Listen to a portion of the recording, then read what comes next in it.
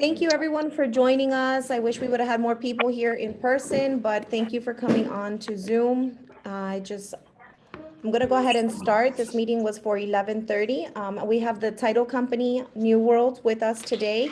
I have Ashley White and Otis. They're both going to explain to us the title process. And so I would just recommend getting some paper and, pen and get ready to take some notes. I am going to pass it on to Ashley to be the host. Can everyone hear me?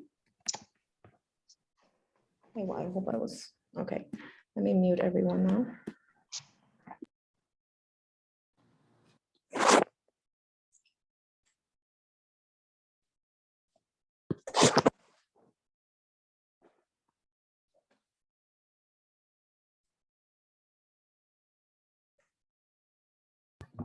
Hey, good morning.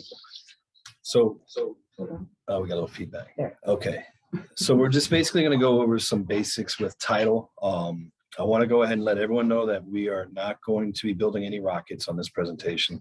It's pretty simple stuff, but it does make sense to be able to understand the background of what happens with your file once the title company gets it. And so who's on first is where we're going to start. The basic, when we get the title order from the agent, it could be the buyer's agent or the seller's agent. The first thing that we want to do is really make sure that we contact the seller and the buyer. The buyer is important for us to contact them because we need to get the escrow in within the due time for the escrow period, and then get that escrow letter fired off. So that way everyone knows that the escrow is in play and there's no breach of contract within the first 3 days. So the first 3 days are very important. And so what does Title II? The title company reviews the title, insurance, issues insurance policies, facilitates closings, and files and records all necessary paperwork. It's the title company's duty to verify the current status of all property taxes, to avoid any dispute over taxes, unpaid bills. We'll check with relevant agencies for liens. So, there's a lot of municipal stuff that we want to take a look at as well.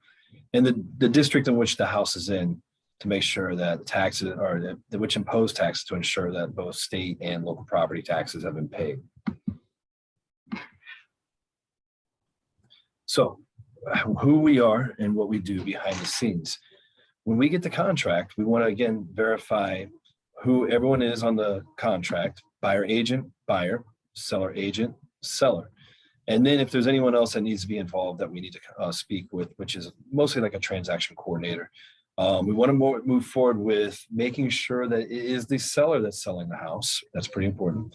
And that, well, we get the legal name of the buyer that they want on the or not just on the contract, but on the deed. So that way down the road, they're the only ones that are there legally that bought the home. Communication is also going to be a big part of that. Underwriters and attorney, coming back to you, intake admins, processors. So this is behind the scenes. We create the file. So as soon as we get the contract, we're going to order title and order a lien search right away. We're sending out the wire instructions, and we are confirming escrows when they come in and so forth. And then we are in touch with all the agents that are involved and transaction coordinators to make sure that as we get the escrow, they all get the letter and the receipt. We do have underwriters and attorneys that review all findings regarding the history of the property, which is also known as a chain of title. And we'll provide a title commitment based on the given conditions that need to be met. So oftentimes what you'll see there is if there's 1 or 2 mortgages that need to be paid off, if there's a homeowners association that we need to get an estoppel from, if there was any other liens that may have been put on there, a mechanic's lien would be an example. I see those whenever a roof is put on. The roofer will take out a mechanic lien to make sure that he's paid. And then once he's paid, he removes that lien. Closer, post-closing. So the closing coordinators and basically the closer coordinates with all parties to ensure that the execution of the closing has all the legal documents that are required by Florida law. And they're also going in and making sure that all the I's are dotted, the T's are crossed with the lender. The post-closing department is going to be responsible for funding each transaction, including the alt to the HUD. They also handle getting lender docs, title policy, and record of transfer to appropriate parties. Now I'm going to pause just for a moment because one of the things that we do with New World is about 3 days to a week before closing, we want to send out the Alta HUD to the agents that are involved to make sure that the commissions are correct. The last thing we want to do is hold up a closing because the commission isn't correct. We've already disclosed to the seller what they're supposed to get, and then that changes because the realtor wants to get paid what they're supposed to get paid. However, everything has been changed and it's just a bad last impression. So we want to nip that in the bud and do that again, 3 days to a week ahead of time. From there, once we have that approval, then we can send out the Altas to the sellers and then of course to the lender and the buyers to make sure that the numbers are right with them as well. Things to know, communication. We are the conduit of communication when it comes to the file. Everything has to come to us. If there's an addendum, an extension, if there's an issue with the appraisal or anything like that, and the purchase price has to be adjusted, everything comes to us. We want to make sure that it's a fair transaction that's across the board for everyone. Communication is key. So every agent works a little bit differently. We know that. And so what we like to do is be updated on how they want to communicate and if they have a transaction coordinator on the file. We understand that nowadays you have just a regular telephone call, text message, email, WhatsApp, direct messaging. There's a lot of different ways to communicate. And so we do want to make sure that we are on the same page with everyone so we communicate more efficiently than the way we traditionally have used to just a phone call and an email. We touch base with the team on a daily basis, do a pipeline review, and we usually will once a week and sometimes twice a week, depending on who our client is, we will give updates on the file as well. There is usually a week or two in between a signed contract and closing where we're just waiting for some information to clear. It's kind of a quiet time. But at the same time, we want you to feel free to contact us at any time for any updates. And then with title, there are a lot of moving parts. And so copying us on correspondence is pretty important. So that way we know, again, maybe the home didn't appraise and we have to lower the price. Maybe there was a seller credit that we need to know about for the Alta before it's put out there.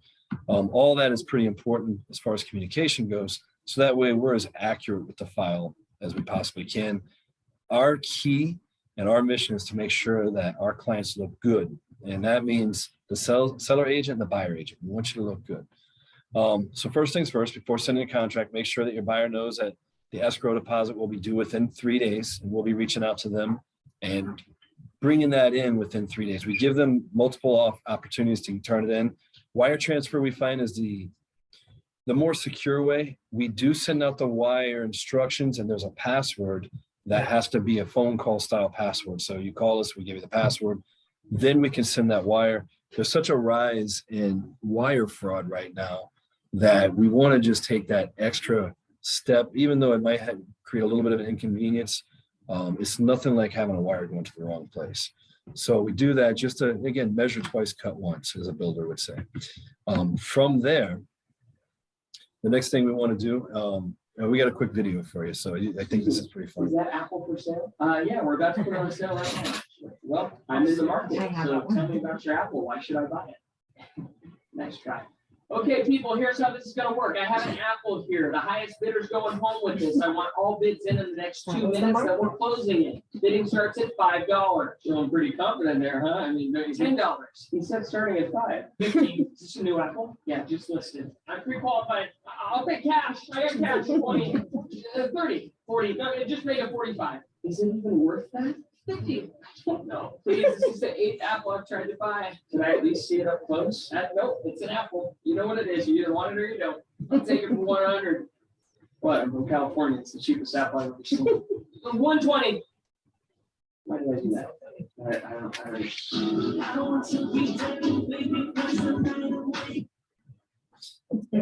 So as we know from the market that we're kind of leaving, there are going to be times where you may have multiple contracts on one property.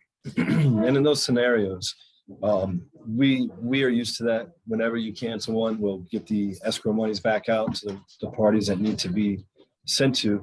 But just as importantly, that's all right. Just as importantly, we want to make sure we have the accurate contracts. We may over communicate on those scenarios where we have multiple contracts.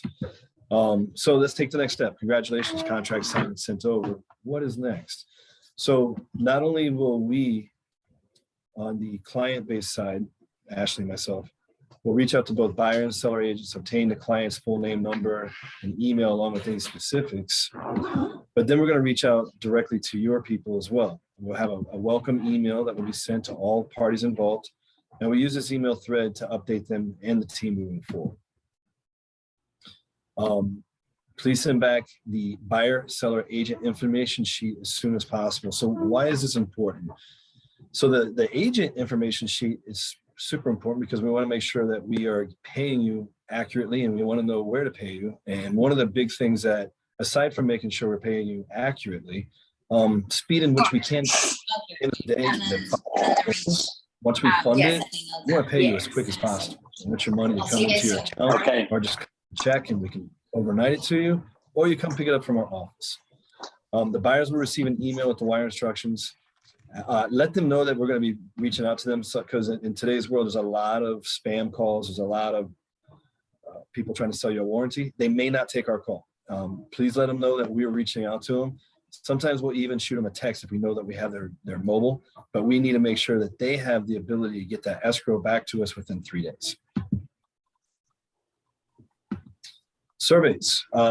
What I find with surveys, if it's needed, then we'll request it. What we like to do though is we want to get a green light from the buyer's agent because at the end of the day, the buyer will be buying the survey right after they bought the inspection, right after they bought the appraisal. So what we want to do, especially after the appraisal, we want to make sure it appraises and we get that green light. But what we find is surveys they're a variable that we have to manage with the timeline. And sometimes a survey can take 3 days. Sometimes a survey can take 2 weeks.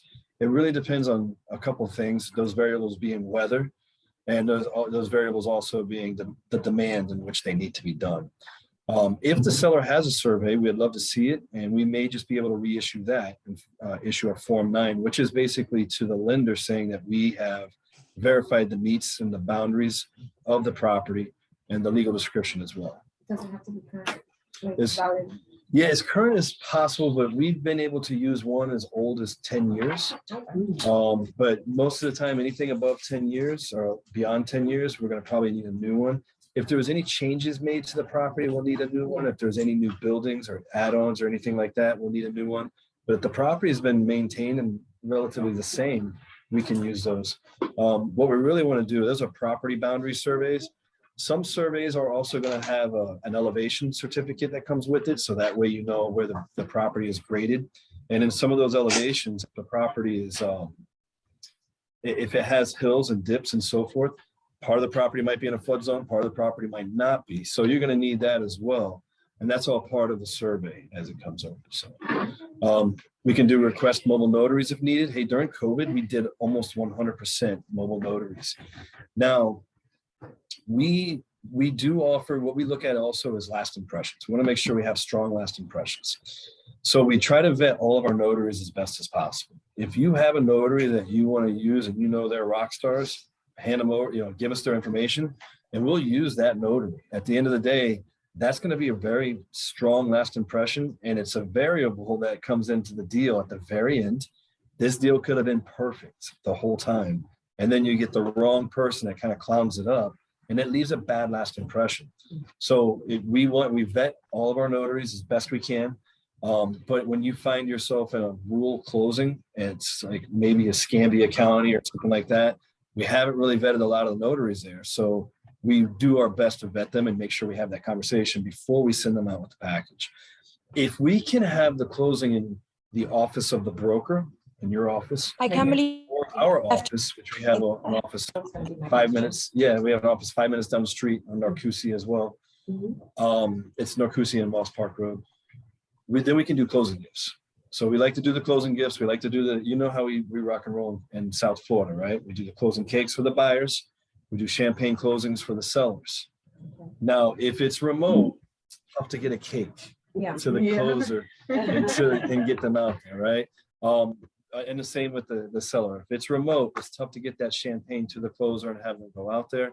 But if it's here, we'll do the closing here. We'll get the reviews and the referrals with a strong last impression. And so we want to make sure we really celebrate that moment. And going back to reaching out up to a week early for accuracy with the Alta, I'm gonna just reemphasize one more time. Your commission dollars are very important to us. You work very hard and you work for free until it closes.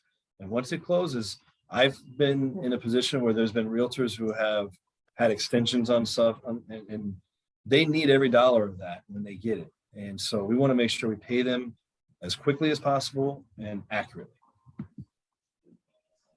Our closer will reach out to schedule the closing. We will also, again, every transaction is a little bit different. So we have some agents that are really laissez-faire, they're hands off. Go ahead, schedule it, close it, take it and run with it from there. And then we've had scenarios with other agents where they really want to be more hands-on with the closing, make sure that they're there and that they can also provide the gifts and so forth. And again, every transaction being different, sometimes it just needs a little bit more love and hand-holding on some, and others are not a big deal at all. Just go send them out there and you got to close and everyone's good.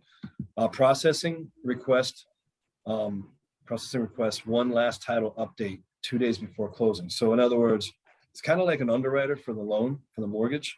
They're going to do one last verification of employment before it closes. They're going to do one last credit check. We also do the same thing with title to make sure that between when the contract was written and executed to the closing, that no new liens have been brought up, no new tax issues have been brought up, and also to make sure there's no HOA violations or anything that weren't there before. So we want to make sure that that is a clean title whenever it goes to the buyer. And so we want to also, whenever we introduce everyone, each a New World Title team for the closing. And so those are the things to know. That's who's on first, what's on second, and I don't know who's on third. So leave it to the professionals. Here we go. So realtor versus title agent. I think we all know that sometimes you just want to stay in your lane, right? I know that as a title person, I'm not trying to talk about mortgages. I can tell you a little bit about what we're dealing with, but I'm not going to talk about rates and APR and so forth. Same with, I'm not going to talk about the real estate related challenges and issues because that's not my lane. But our lane is to reach out with the wire instructions. And we do that directly with the buyer. So that way the buyer's agent's not involved with their social security, their date of birth and all that stuff. We can do that. It kind of puts the buyer's agent in muddy waters whenever they know all that kind of personal information. We confirm once the escrow is in. We confirm the all to the HUD. We arrange the scheduling and closing. We request a survey and we schedule the notary. On the realtor side, just let us do that. If you have if you need us to contact the client about the decision making, we can. You guys will be arranging the inspection. That is not our lane. Send us a DA, which is a disbursement authorization. So if your brokerage will say, hey, you can pay them directly, then we're all about that.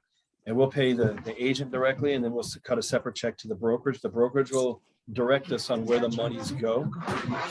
We can also wire the commissions directly into your account, if that makes it easier. Anything over 20,000 bucks, just wise to do that. Yeah. Because if I get a check from XYZ title company, drawn off XYZ bank, and I try to drop it into my bank, there's going to be a 20-day hold on it. This is correct. Yeah. Pay the $15, $30 to go ahead and just have it wired to your account. Yeah. Makes a huge difference. It to us, it's like not only do we get it in your account that day, Yeah.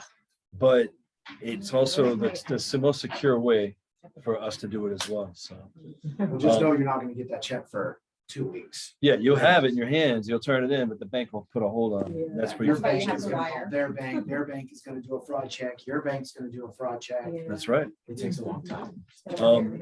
And then resources. So we can do net sheets, but we also have an app that you can put into your phone, and you can do a net sheet right on your phone. I have a template with the Excel spreadsheet. Thank you, Jennifer. We have a template with an Excel spreadsheet where you can, it's got the hard fees in there, and then you type in the purchase price and it'll calculate what's promulgated by the state of Florida. So your doc stamps, your owners, title The policy, lenders. I'm sorry. The lien search rate, like the fee. Yeah. And so we give an estimate with lien searches and so forth, because every municipal is slightly different. Yeah. And so some municipals, we get a lien search rather quickly and cheap. There's other municipals where it's a minimum 20 days and it's going to be X amount, you know, it hits the top of that estimate, but at least it kind of gives you a worst case scenario. So it always gets better from there. The next thing is if you need questions that are above, you know, the broker, or it just needs to go legal, we can help you out with that. That's not a problem. We can do a 15-minute consultation fee. A lot of times we've seen it and we can just take a look and say, hey, with our experience, this is what we've seen. But those are all scenarios that we can help you out with. You'll find that most of the time when you need a 15-minute consultation fee is over an escrow dispute. And escrow disputes are, unfortunately, they're a part of the business, part of the game. And so what we like to do with those is we try to give both parties ample amount of time to work it out. And then once it goes legal and it has to go into an interpleader into the court system, you're looking at some courts systems and some attorneys are gonna, you know, you're eating up $1,000 right off the top. And that's coming out of the escrow monies that are being held. And that's its own little rabbit hole that we can talk about on another time. But yeah, it does exist. If you need help with social media, Ashley White is very good at social media. And so she can do a one-on-one with you, get you started. We also do CE credit classes.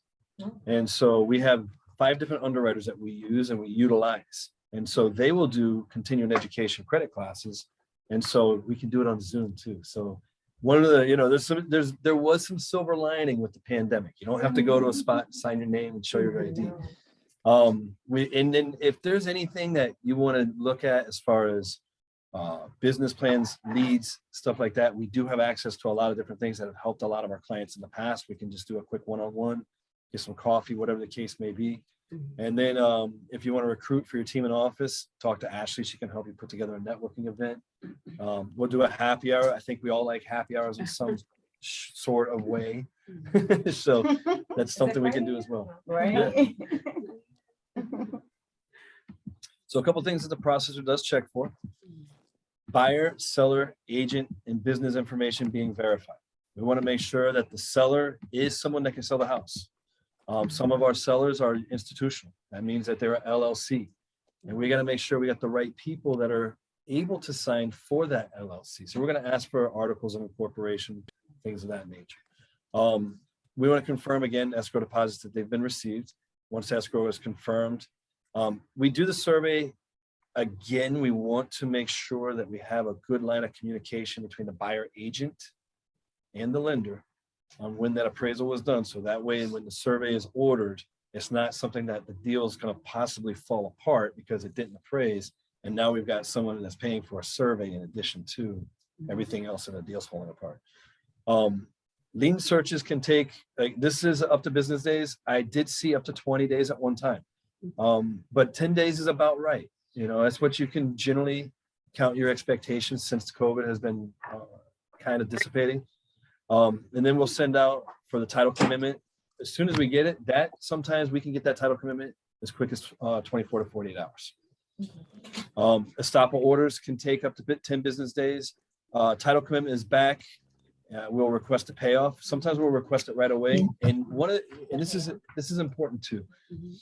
When we get the seller information sheet, we want to make sure that we have accurate loan numbers. And if they don't know what the loan number is, we may just contact them and work with them on ordering the payoff. But at the end of the day, we want to make sure that we don't have anything holding up the file because we didn't have accurate information. And, you know, it's funny in today's world, sometimes it's the slight inconvenience is that ounce of prevention for the pound of cure. But we'd rather have it with a good conversation, as professional and warm and friendly. Hey, we still need to get this. And, you know, we want to make sure it's accurate. We want to confirm again, HUDs and ALTAs. We put that on here multiple times because it really means a lot to us that your commissions are accurate and that the seller has a payoff that's accurate or payoffs that are accurate, and that their net sheet and what they're going to actually get, you get a good idea of what it is before they see it. So you can have the conversation The last thing we want to do is blindside any of our agents where they're getting a phone call. Hey, title sent me this numbers and it's not what you said it was going to be. You don't need that phone call. So we want to make sure that you have that opportunity to again, put it together, package it, present it. That's the way you do things, and that's the way we want to keep it too. We'll calculate all the title fees using our Fidelity software system. And then once the processor gets a clear to close, they'll reach out to the scheduling department. And we want to make sure we confirm all closing dates, especially with the agents. So that way it gives you the opportunity to know when it's happening. And so that way you can also follow up when the excitement is there, right? And so then the why. Reach out with any questions. One of the things that I'm going to pause for a second. Once we go into post-closing, it's pretty simple from there. Not only are we paying our agents, but we're also paying the mortgage payoffs. We're also paying the seller. We're paying off the taxes. We're paying off the insurance. We're making sure all that's done. What you may find with some mortgages that are escrowed is that escrow money that is with the mortgage, that's the taxes and the insurance, that belongs to the seller. So in the payoff, we're going to pay them off, but generally within 30 to 45 days, they'll also get a escrow reimbursement, which is the money that they had that was sitting there for taxes and for insurance that they no longer have to pay because now the buyer is responsible for that, right? And then it's all, we collect up the prorated amount on the taxes. So let's say it's January or July 1st. That's a pretty easy day because the first half of the year, the seller pays for the taxes. The second half of the year, it's up to the buyer, right? We want to make sure that's prorated properly, and then let them know, and we'll let them know as well. Speak to the title or speak to the mortgage company after the payoff to get an idea of when they're going to pay out the escrow. Okay. Piece of cake closing. We'd love to set up a one-on-one team meeting or office training. Any way we can be of value, we want to be of value. I mean, at the end of the day, there's a lot of title companies out there. We get paid by the words that come out of our mouth. We get paid by our service that we bring, but we also want to make sure that our businesses grow together. And so sometimes that might mean just talking to you about how we can help you get business. Maybe it's business planning, maybe it's contract classes, whatever the case may be. We can take a lot of that off the broker and the agent as far as helping them become the pros that they want to become. And then a big thank you. We appreciate you guys letting us come in here. If you don't know us or you just came from South Florida, we are big with South Florida. We've got 16 offices down there. We've always worked with Lifestyle down in South Florida. We have a great relationship with George, and we're happy to see you guys up in Central Florida. And so that way we can grow our business relationship here as well. And so we look forward to working with you. We look forward to seeing the big things that you guys got in front of you. Yeah, sounds good. Thank you so much for the presentation. All right, let me disconnect. Oh, wait. I was gonna see if anyone had questions. We're still on. Yeah, does anyone have any questions? You can hit the chat bar, or you can just unmute. Hi, guys. Did everyone enjoy the presentation?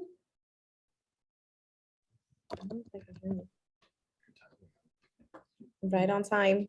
Thank you so much for joining. I hope you guys were able to, get some valuable information here, and Ashley is going to share with you her contact information. So if you have any other questions, you can reach out to her directly.